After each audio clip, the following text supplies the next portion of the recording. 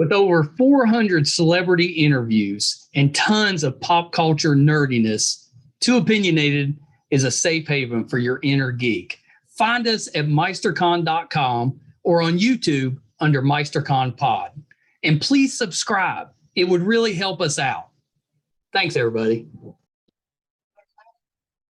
Hi, everybody. Welcome to another edition of Too Opinionated. I am so excited. Today, I've got actor, magician, author, Duffy Hudson with me. So welcome, Duffy. Thank you, Michael. Thank you for inviting me. I'm happy to be here. That's a lot of hats. It's a lot. It's a lot. I got 9 one-man shows I do, not counting the book, but yeah. Yeah, you're very busy. So yeah, we got tons to talk about, but let's start like from the beginning. You know, what made you want to be an entertainer? What got you into the entertainment business? You know, it was I was conked on the head.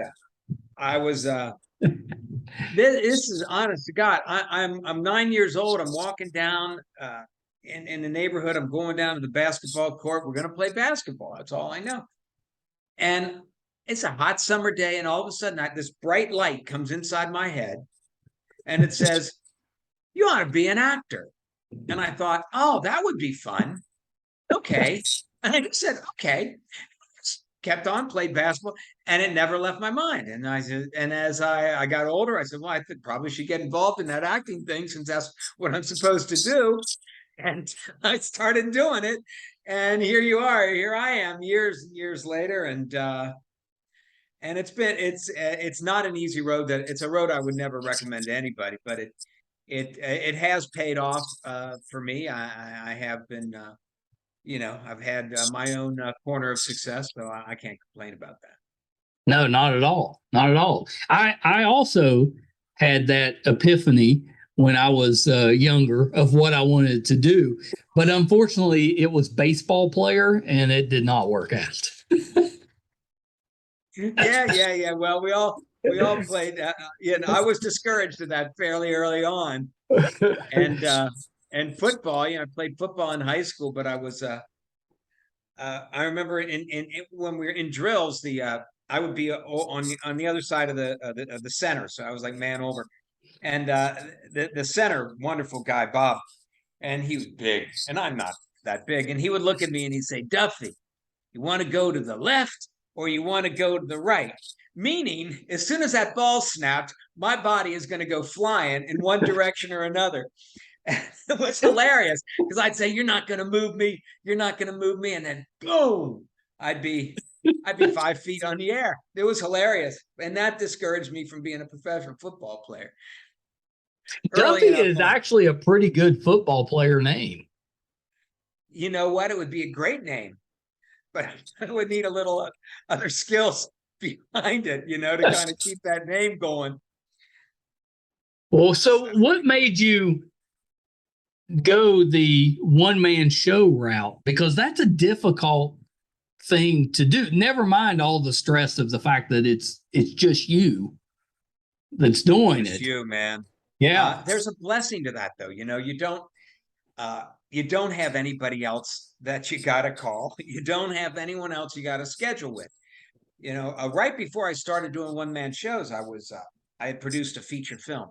This is a movie with Linda Carter was in it, and a lot of other faces. That's the Tattered Angel, right? Tattered Angel, right? Yeah. And the thing about films is you need a lot of people, and everybody's got to be there together, and everybody's got to be on their mark at the same time, and you got to get people from all over the country. So scheduling is the craziest thing. And after that, I realized I would love to have a day job where I don't need to ask anybody anything.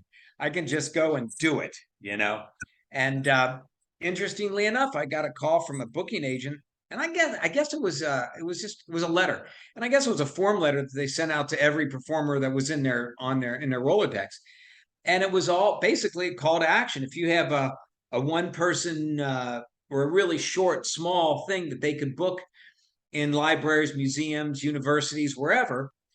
And I took this letter and I said, "Well, I don't have that," and I threw it away. And as fate would have it, the letter landed open face on the trash can in the kitchen. And every time I went by, I kept looking at it and reading it over and over. And actors are always looking for a job. So I thought, well, this can't kill me. And I thought about Edgar Allan Poe, and I thought, well, they want it to be an hour long. And I'd want to do the Telltale Heart, which I love. Yeah, of And course. I'd have to do the Raven. That'd be like obligatory. And I figured, well, that's a half hour of this hour-long show, and I didn't even have to write it, So let's see what I look like with a mustache and a wig, and the rest is history, Now I got 9 of them, How did you come up with the voice that you were going to use? They're all different. It's an interesting question. They're all different. I'm actually the voice of Edgar Allan Poe at the Edgar Allan Poe Home and Museum in New York City, where he spent his last few years. I think, well, obviously there's no video, there's no audio of Edgar. Right. We have no idea what he sounded like. But we can infer he spent a lot of time in Richmond, Virginia. He considered himself and oftentimes spoke of himself as being a Southern gentleman. Right. And so I took the Richmond, Virginia accent. Now, very likely, though, he spent the years of from 6 years old to 11 living in London and parts of Scotland. So it's very likely that he had these little Europeanisms that would creep into his accent. Yeah. Remember in the 90s when Madonna, this girl from Detroit, started talking like she was some British royalty? Yes, I do. Hilarious. It's hilarious. I would think that Poe, because he was a little pedantic, probably would throw in a little of this, a little of that. I mean, he did it with French in his writings. He would throw in a French phrase here and there. But I didn't want to, in an hour-long show, I really didn't want to dirty up the accent. So it's all sort of a Richmond, Virginia accent. And it works very well. And like I said, I got to be the voice of Poe at the museum there. Well, yeah, you must not have done too bad of a job if the actual museum is like, hey, why don't you be the voice? Yeah, I guess I did okay. What other characters do you play? I have Einstein, George Burns.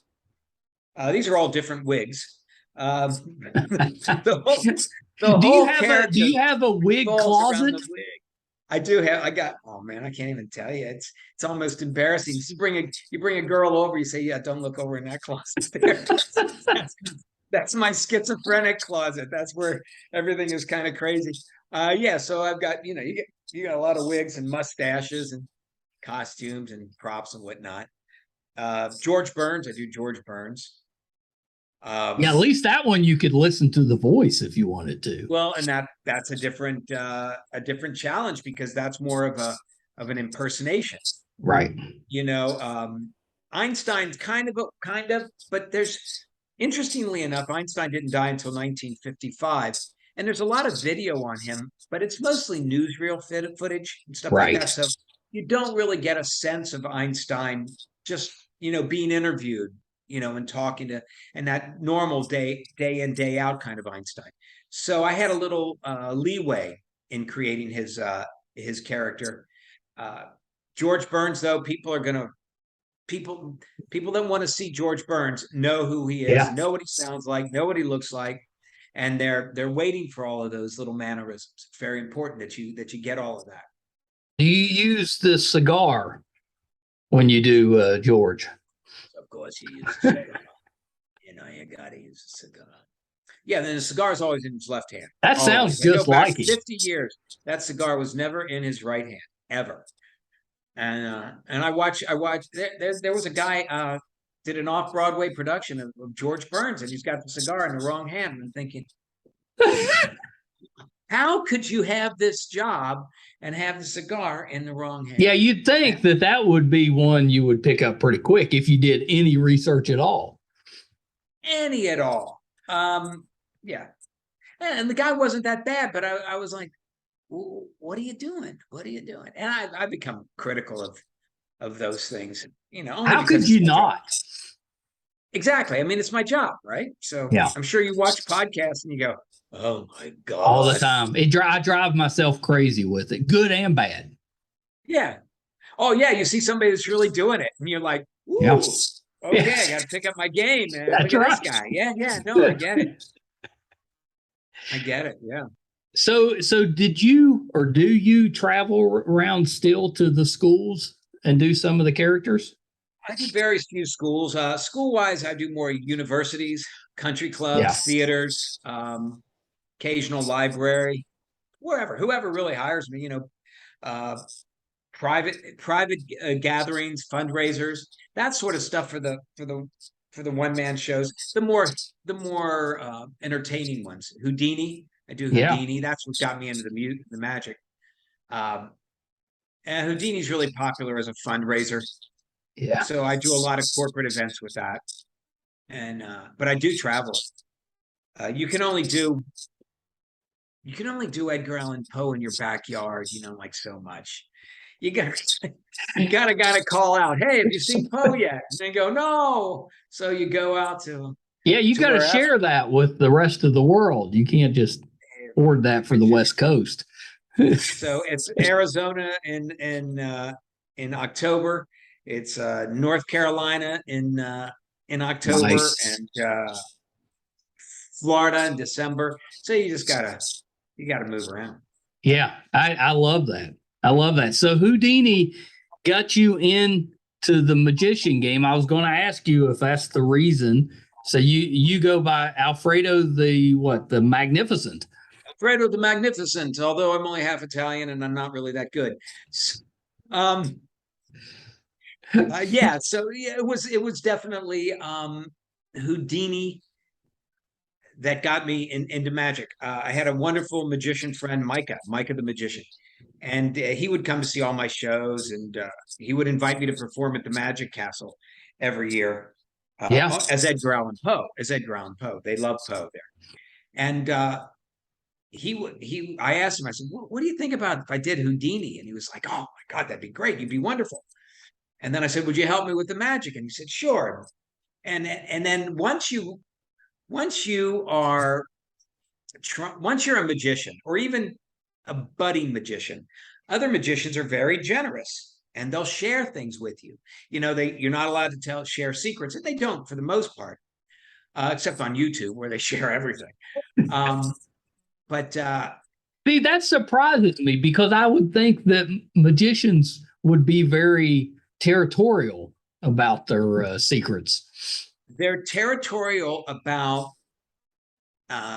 about if they have a something and no one else has, perhaps. But once they accept you into the fraternity, they'll share with you how they do something, because I don't know. There are like 50 theories, and if you can understand a whole bunch of these, all of these lead into about a million illusions and tricks. Yeah. I mean, there's one way to saw a woman in half, and there are 1,000 different apparatuses and tricks and ways and methods of doing it. But it's all one thing. You Yeah. don't saw her in half. That's really the trick.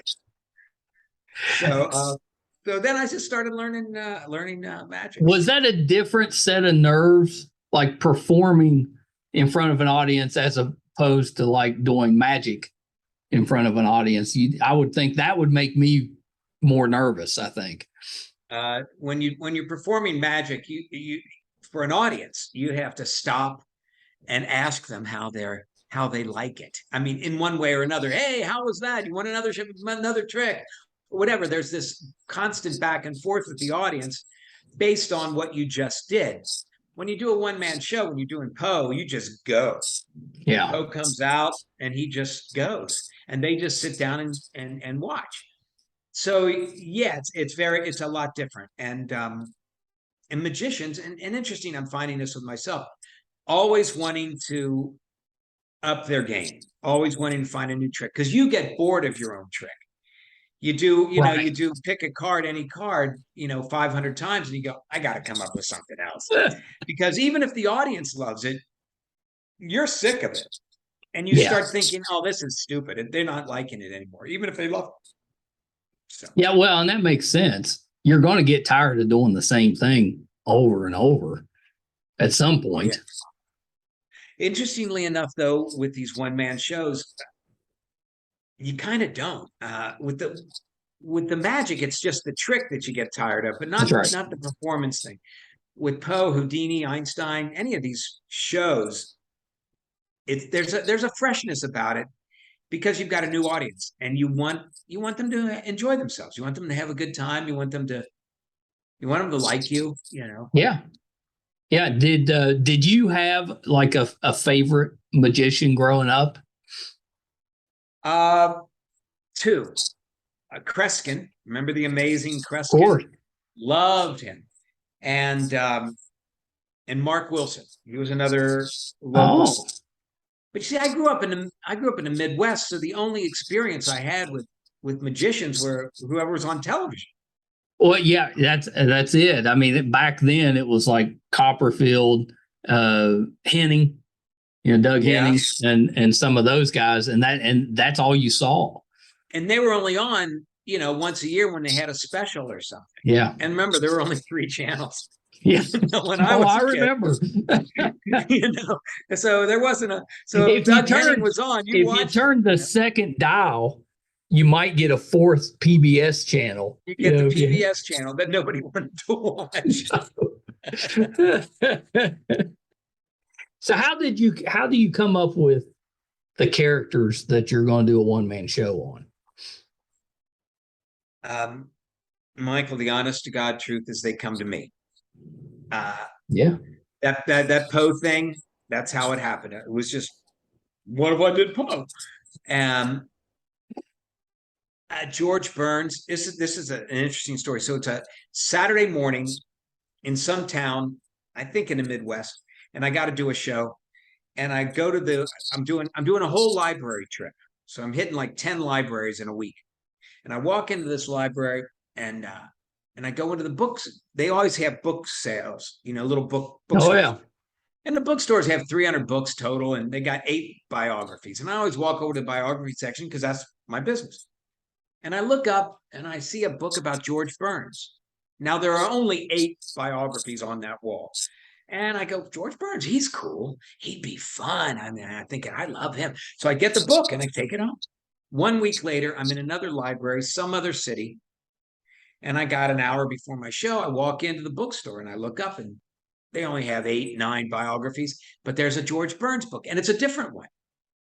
And I'm like, wow, that's kind of interesting. That's a sign. 3rd week, Saturday morning, another city, walk into another bookstore in a library where they only have a handful of books. And I look at the ground and I go, okay, if there's a George Burns book on this shelf, then we're doing it. I look up and there it is. And I go, okay. And I started working on it. And it was a really difficult show because there's all this music that you got to find the music for. You got to learn the music. You got to get an accompanist to record it all. There's a lot of things involved in it. But it was the most fun putting together. It was just a joy to put it together. So it has to be a blast. I considered it an invite from George saying, come on, kid, do me. Come on. That's the way I saw it. I love it. Do you try them out on like friends and family ahead of time before you go up on stage with them? No. I don't want anybody's opinion. That's why I do one-man shows. I don't care what they think, I know that it's going to be good. And I try it out on myself for sure. I'm going through it and I've been acting a long time. So I know when it sucks. I know if it sucks. And so I just don't, I've just been booked April 18th. I think it's April 18th in small town Pleasanton, California, outside San Francisco. Beautiful town. So they booked me for April to do Nikola Tesla. Oh. Now I am not ready, but I got till April, and that's going to be the virgin performance. I'm walking out at 8:00 on April 18th. I'm just doing it, and I'll do it in my living room for myself 1,000 times, 1,000 times before I do that. But yeah, if you're going to start doing like different scientists, maybe you could do them all together. Just bounce around with them. That would be kind of interesting. I thought to do that. You do Einstein, and then you get in a chair and you do Hawking, and you revert back to Tesla or to Yeah. Newton. That'd be kind of interesting. There'd be a lot of wigs. A Yeah. lot of wigs. I don't know. I don't know if I can afford them all. They're expensive, Yeah, good ones are pricey. And Here's it's not like you're. Here's the idea. This is the idea. I think this is what you should do because you have all this free time. So you need to do a YouTube channel. Okay, so the premise of the channel is that you dress up in these different characters, you get in character, and you just go through random, normal, everyday things. So be like Einstein at the coffee shop buying coffee, that type of thing. I love it. Yeah, I love it. A couple of years ago, I made this was before the Me Too movement, just a few months before. I did a video where I'm in a table, black backdrop all around, big round table, and I'm in each one of my characters, and then I do a Charlie Rose impression, and I'm interviewing, and it was beautiful until Me Too and Charlie Rose got canceled, and I said I had to just pull the thing off. Cronkite. You need to do Walter. Yeah. That's the way it was. Yeah, he was an interesting fellow. So I love this idea. Einstein at breakfast. Well, you have that, or you could do think about what if you've got Houdini working at like a McDonald's drive-through, and then they come up to get their food, and you just disappear. The food disappears. Or the food disappears. Magic. I don't know where your double cheeseburger went to. That's hilarious. I think you would get a ton of followers just to see what person you're doing randomly next, just to whatever place. I love it. I think that's a great idea. Yeah, I think that's a great. I mean, people. I can see it. I can see the wheels turning. Yeah.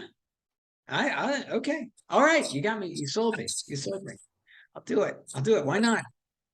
Oh, I think it'd be a fun YouTube channel or a TikTok. If you do TikTok, that'd be a good one to do for that. TikTok's a little tougher though. You gotta get somebody younger to help with that. Yeah.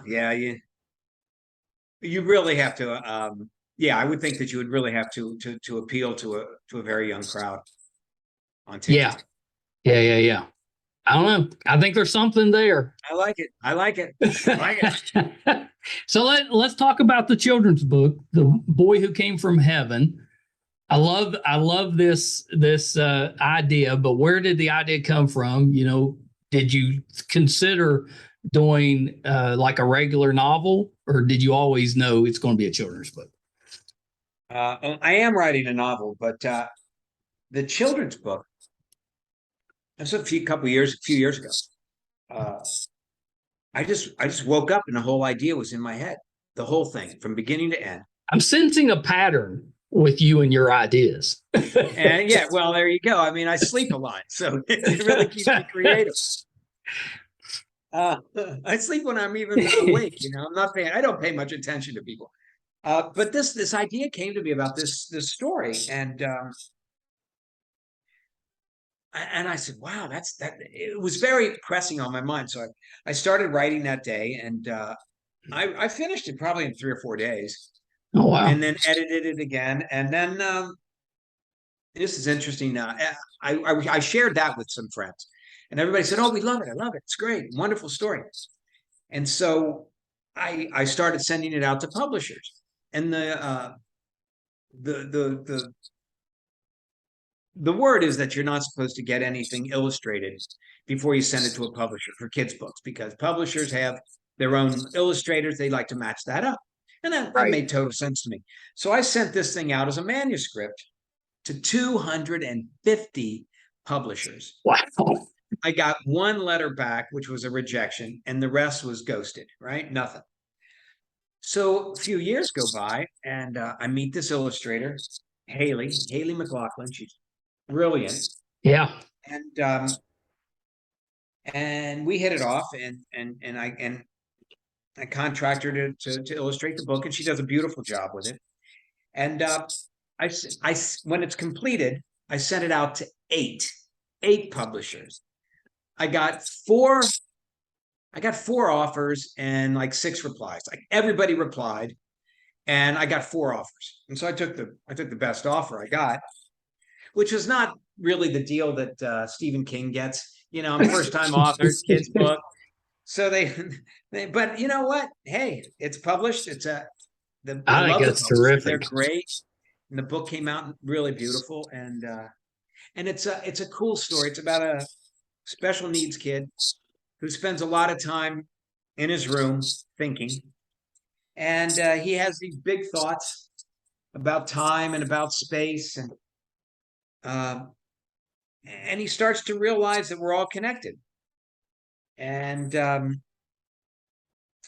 coined this word connectricity because it's sort of like electricity, but it's connecting, and you might be able to Love see it. these little lines between people. Oh yeah. And it's all because he on the anniversary of his birth, the day on his birthday, he counts back. He goes, well, if I'm 4 today, then I was 3 last year and 2 the year before. And where was I before I was 1? And that's where the boy who came from heaven comes in. He realizes that he must have been in heaven waiting to be born. And so since he came from heaven, he should be a good kid. And so he starts doing good things. He's like, okay, Mom, I'll help you put away my toys. Okay, I'll clean up this. He picks up a penny off the ground and he shines it up, and then puts it back on the floor for the next person that comes by, to get good luck. So he's a good kid. And it's an inclusive story. It's about what we all have in common rather than Love it. what separates us. And there's so much of that out there, what separates us. And so the word connectricity obviously is that we're just all connected. And it's like the life force. It's like, Yeah, no, I love it, and the artwork is amazing. She's really good. It's really good. Kaylee McLaughlin, if you've got a children's book that you want to illustrate, let me know and I'll send you her contact. No, she's really great and great to work with. Yeah. Yeah, that's really cool. So I saw that I know you do a lot of theater, but you also direct at times too. Is that right? Yeah, I haven't directed in a while, but yeah, I directed I lived in New York a long time and directed a lot of theater there. There was a time when theater was my entire life. I would be in acting class and go into acting class at 9 a.m. Then I would leave to go to work and then come back and the class was still going on. I mean, we were hardcore. And then I directed a lot of theater and did dream work, directed like 350 dreams. Somebody would have a dream about a specific topic and I love put it that. on display. Oh, very dramatic, very cool stuff. Very, very cool stuff. Yeah.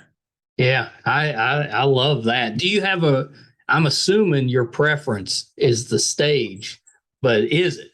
Do you prefer like a TV or a movie to the stage? They're all different. I was lucky enough to do 2 films this summer. Films are different because you don't get the advantage of as much rehearsal. Usually you show up, you meet the actors on set, and then when it's and you're shooting so fast, nowadays with the mobility of equipment and the rise of independent films, people are shooting films in a much more contained amount of time. Right. So both of these films, we lived at the location, and we shot them both in 3 weeks each, and you're moving fast. So you show up, you're on the set, and you go, okay, we're doing scene 43 now. Okay, great. And you're rehearsing this while they're setting the lights and getting the angles, and you're rehearsing it with the actor going, okay, and trying to get the juice of it, trying to get the life of it, trying to get the arc of it, all of that. And so that challenge is really great because you got to rely on your technique. The theater is great because you get to rehearse and you get to spend some time.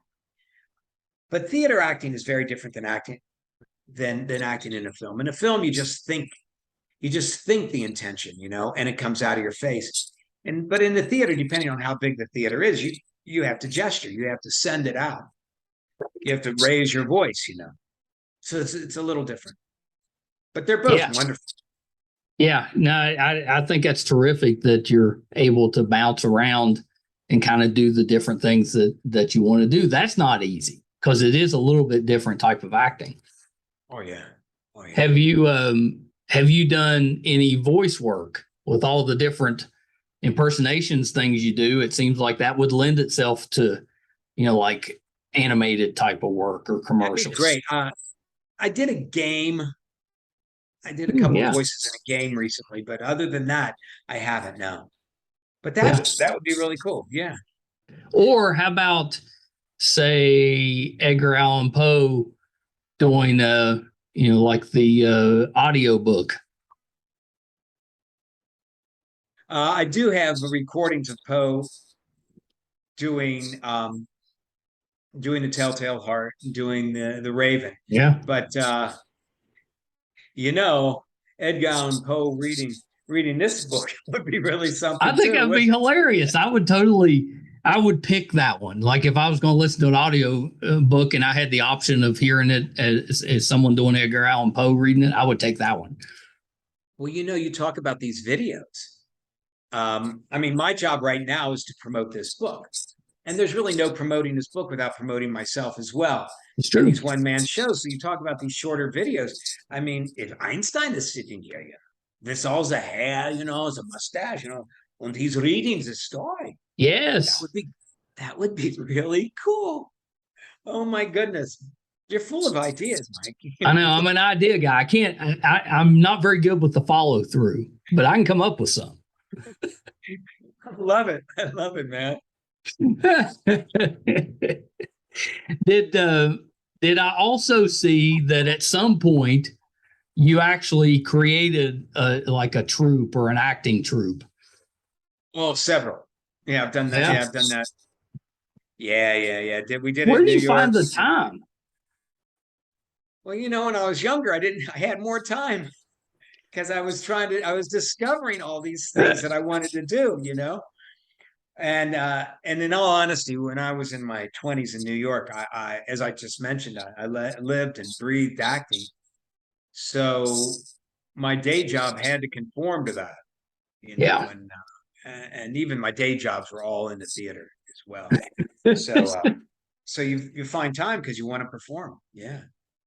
I think that's pretty great. Is there a character that you haven't done but you want to do at some point? Charlie Chaplin. Oh yeah.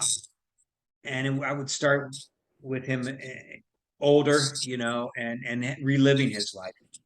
But as much as I love him, and there are a lot of people that do, I'm not so sure how it would book if I would book enough of them. But I don't know, maybe. But he's a brilliant, interesting guy. Obviously, Tesla. I wanted to do Vince Lombardi.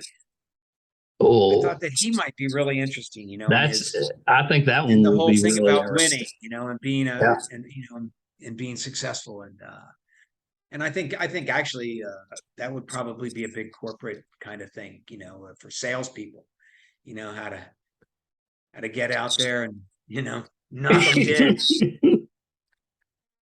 So you have hosted or are hosting a paranormal web series? Yes, I have my friend Sharpo, Eric Sharp. Sharpo.com. He's a total nut job. Love him. Wonderful magician, a wonderful entertainer. We host the Strange and Mysterious, the Strange and Mysterious World, which is on Facebook, a Facebook group that is growing by leaps and bounds. We've recorded a season of Strange and Mysterious as a team, and it was hugely successful. But we keep discussing going back for season 2, which we have yet to do. But seems like Mothman might make season 2. There you go. Mothman might make season 2. We would need somebody who actually saw the Mothman.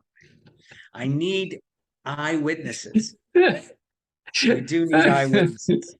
Well, I'm sure you could find plenty of people to say they've seen him, but whether or not they've seen him.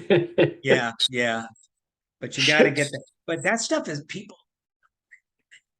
love the paranormal. Oh, yeah. People love it. Yeah. Yeah, for sure. Do you also do the murder mysteries?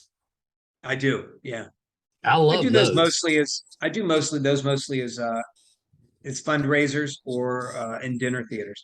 So I'll be going out back to Ohio in November and doing 3 evenings of those at a wonderful venue outside Cincinnati, Ohio, called the Vinoclet Winery, and they have me over every couple times a year, and we have a great time. That's in my neck of the woods, Cincinnati. Yeah, Cincinnati takes us about 3.5 hours to get out there. Oh, that's not far. No, it's not too bad. But those kind of the murder dinner mystery type of things, those can be a lot of fun. Oh my God. It's basically the murder is just an excuse for mayhem. So you go in, once somebody falls over dead, the detective comes over and just interrogates everybody, embarrasses them, gets them up, gets them to, and the people will say the craziest things. If you listen, they will give you the best setup. They'll just hand it to you, and you just got to be paying attention and then reply to it. But yeah. Yeah, I've done a few of those over the years. They're I've worked them. I've been to some, but they're a lot of fun. Yeah, they're a hoot. They're a hoot. Yeah, I love them. I love doing it. Do you write the mysteries yourself, or are you getting them from somewhere? These mysteries I get from Sharpo, my friend Eric Sharpo, who's a magician, and he does a lot of things. But he created a murder mystery, Sharpo's Murder Mystery, which he does here in LA. Very successful, and I use one of his scripts. No, that's great. That's great. Does Alfredo have a signature trick? Alfredo has it depends on the audience. If it's an audience of adults, then his signature trick is always pulling needles out of his mouth. Ooh. Puts in needles, then he swallows needles, he swallows thread, and then he does a card trick. While the needles in the thread have been swallowed, letting them digest, he does a card trick. And in the card trick, he loses the card. The card disappears. And so Alfredo's signature finale is the needles all coming out of his mouth. And everybody's applauding, and the card that was lost comes out of his mouth. So that's the trick. That's pretty good. It's a pretty good trick. Yeah, that's a pretty good trick. And the thing that makes that great, even among magicians, is that a lot of people don't want to put needles in their mouth. And I can understand that. But it doesn't bother me. So I do that, and that sets me apart a little bit. Sets Alfredo apart, Yeah. I love that. So when you're not doing all of these 1,200 different things, what do you do in your downtime? How do you relax? I have a bedroom over here. I sleep a lot. No, I like to keep active. I have a regular bicycle. I like to bike around the neighborhood. I got an amazing little dog over here, Bella, and she keeps me really busy. And I've got a lot of friends, so I just I hang out with my friends, or I'll go to the theater here in town and try to keep myself busy. Yeah, that's awesome, Duffy. This has been terrific. You're so talented and you're so busy. I don't know how you keep up with it. I'd be sleeping all the time. I get enough hours in, trust me. So a couple of little things before we wrap it up. Is there anything else that you're working on that we can keep an eye out for? The Tesla's coming up. Oh, the two films I shot. So keep an eye out for a movie called Wine Thief, Oh, which okay. we shot in the wine country here in California. Are you the And thief? no, I play a somewhat smarmy Hollywood producer. And oh, I wish I had photos of that character. Pretty wild stuff. And then the other film is called the Green Oak Guardian, and that's a Oh, story about a superhero. So yeah, I yeah. want you to remember that. But also, this book, it's beautiful, and the places to get it are Amazon, yeah, Amazon or Barnes and Noble online. Both of those places have it, and I'd love for people to get it and read it and give it to your kids, or donate it Yes. to a library or something. You know? Yeah, for sure. Do you have any plans to write a sequel to it? Yeah, yeah. Yeah. There is a sequel up here that's going to be to this. Yes. Yeah. Yeah. What's the novel that you're working on? Is it like autobiographical or is it a fiction? What are you working on? And it's fiction, but everything is autobiographical to an Yeah. extent. You know, um, it's a coming of age story. I describe it as Tom Sawyer meets Harry Potter. It takes place in 1969 in the Midwest, and it's the summer between elementary school and high school. And it's a group of kids that get into some serious trouble. and I'm and they familiar with they that save the time period. universe. They Oh, save they the world. saved the universe. Okay. Yeah, and they basically save the universe, which is kind of cool. Yeah. Well, But you know, that's I love the slow. 60s setting. That's really neat. Yeah. So That was a very important year, 69 to 70. That was a lot going on during that it's a time. year of yeah, I mean we had the moon landing, we had Woodstock, Yeah. Well, you had a lot of Vietnam going on. You had, we had Vietnam. Yeah. yeah, there was, well, you had the Miracle Mets, if we go back to baseball. The Mets. Tom Seaver, baby. Yeah, yeah. Yeah. Yeah, although I preferred him when he went to the Reds. I was a Reds fan. So, I'm from Cincinnati, so big red machine, baby. Yeah. yeah, that's the Joe Morgan that was the one I tried to pattern myself after, which is probably why I'm not playing baseball now because, yeah, try to hit a ball doing that arm flip. Yeah. I'd love to do. You just pump that arm. I'm like, no, he was something else. Yeah, yeah. He has a series of automobile dealerships in Cincinnati. Yeah, yeah, he does. So he knew how to make some money. Yeah, he did. Oh, he did all right. They love him there. They love him. Yeah, yeah, he did. He did okay. Yeah, he did okay. Well, okay, he did all right. He did all right. So last thing, right. Duffy, before we wrap, yes, you know, you went over where we can find the book, but where can we find you on social media? My name, Duffy Hudson. That's my website, duffyhudson.com. Or just find me on Facebook. I'm fairly active there. Yes. And that's probably the one social media that I keep up with. Yeah, yeah. Yeah, the website's pretty well done. Did you do that yourself or did you have somebody do it for you? No, I did it myself. You know, I like to get people to do.